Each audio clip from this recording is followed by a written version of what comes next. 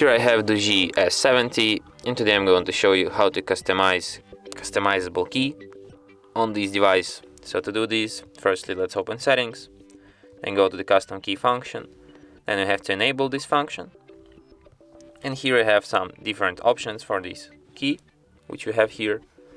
So we can enable the SOS mode, we can enable game mode with this key, we can enable custom mode, whatever it means, and we can open apps by using this key. For example, let's like open, I don't know,